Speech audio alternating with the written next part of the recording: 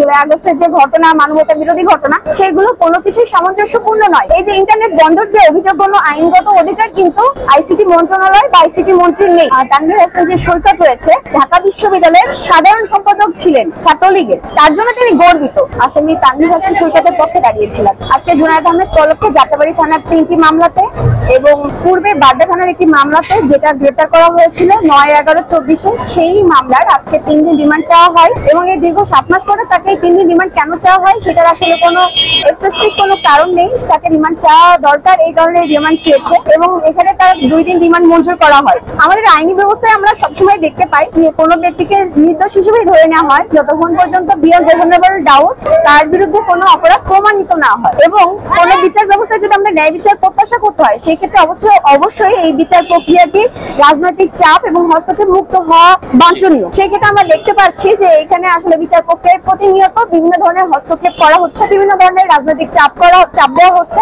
এবং এখানে কিছু স্পেসিফিক রোল মেনে চলা হচ্ছে এবং কতিপয় কিছু মানুষদেরকে বিশেষ সুযোগ সুবিধা দেওয়া হচ্ছে এবং তাদের কথাই সবসময় শোনা হচ্ছে। আমরা বিচার প্রত্যাশী, আমরা বিচারালয়ে সবসময় প্রত্যাশা করি যে এখানে আমরা ন্যায় বিচার পাবো।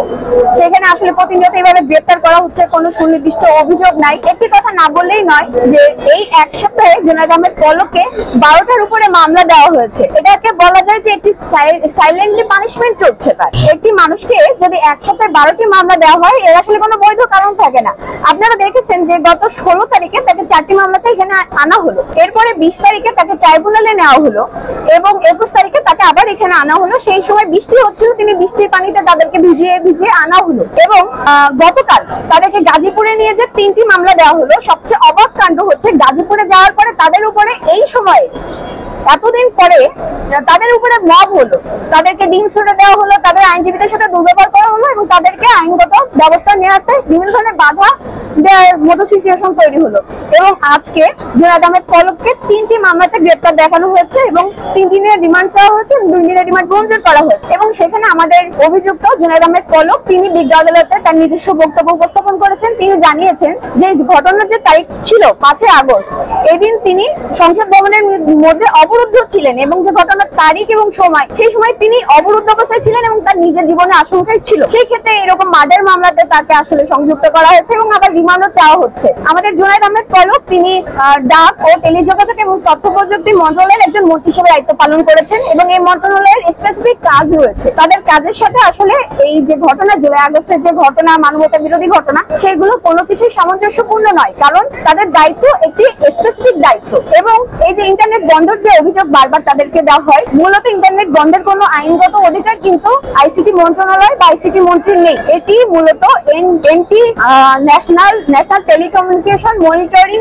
যে সেন্টার রয়েছে এবং বাংলাদেশ টেলিকমিউনিকেশন রেগুলেটরি যে কমিশন রয়েছে, তাদের হাতে এই নিরাপত্তা এবং নিয়ন্ত্রক সংস্থাই হচ্ছে তারা। কোনো এই ধরনের স্টেপ নেওয়া হয় তাহলে সেই ক্ষেত্রে তার অবশ্যই কোনো লিখিত দলিল অথবা লিখিত কোনো আদেশ এগুলো উপস্থাপন করা দরকার। কিন্তু এখনো পর্যন্ত এই কোনো ধরনের তথ্য প্রমাণাদি আমরা এখনো পর্যন্ত দৃশ্যমান দেখি নাই। সেটা শুধুমাত্র বলার জন্য, এটা একটা মৌখিক কথা এবং কোনো লিখিত প্রমাণ নেই। আর আমরা জানি যে এই ধরনের কার্যক্রম, মন্ত্রণালয়ের কার্যক্রম সবকিছু লিখিত আদেশের উপর বেস করে হয়। তানভীর হাসান যে সৈকত রয়েছে, তিনি আজকে আদালতে যে বিষয়টি আসলে উপস্থাপন করতে চেয়েছিলেন, তিনি বলাও শুরু করেছিলেন, মাঝ বরাবর তাকে বাধা দেওয়া হলো এবং সব কথা বলতে দেওয়া হলো না। তিনি যেটা বলতে চেয়েছিলেন সেটা হচ্ছে তিনি ঢাকা বিশ্ববিদ্যালয়ের সাধারণ সম্পাদক ছিলেন ছাত্রলীগের এবং তিনি এখনো আছেন এবং তার জন্য তিনি গর্বিত।